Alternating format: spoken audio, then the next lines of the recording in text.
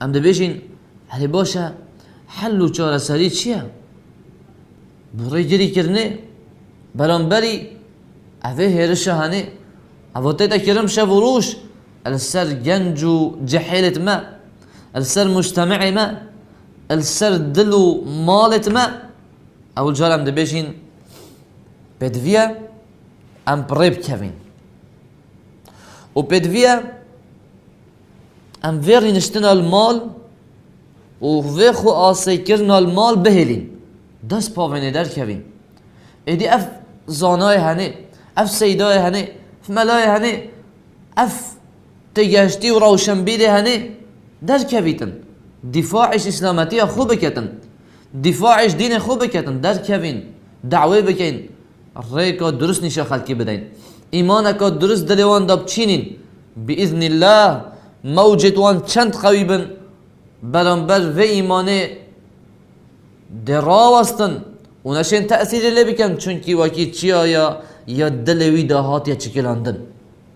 بدوی ابروکه داعید ما بان خاز و ملایت ما رابن و هچ کت خو هل دن و دست پاوشن دعوی بکن و دین خود بلاوه بکن چونکی هر گاوه که روناهی ما زیده بو طاریاتی آوانده کن بیتن هذا بك قاعدة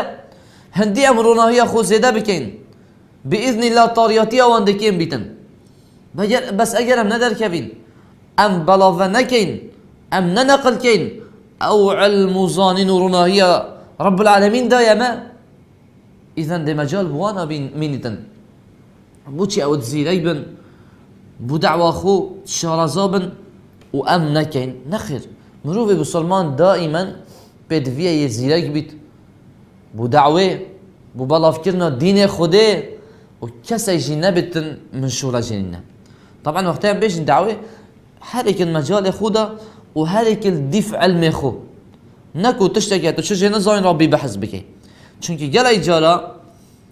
قوتنا شبهه و بلاف كرنا وعلى اساس رد كير سردتن شبهه قوي ترلت كت يعني گمانه که اکیا بلاوه کرد تو دی رابی بلاو که و دی بیشی او سایه و خلطه و یا درست و سایه تجوابه که هند قوی دستی دا نبیتن و شبه پیچ بکتن و بحطم مینیتن و بحرف فینیتن هنگی چید بیتن او شبه دی قوی تر لیتن آنجی چید بیتن دی ولی دی پتر بلاوه بیتن اذن احلی اختصاصی تشتکی تو چجه نزانی بحث نکه او تو زانی بشه آیته که بلاوه بکه حدیثه که پیغمبر خود علیه الصلاة والسلام بلاوه بکه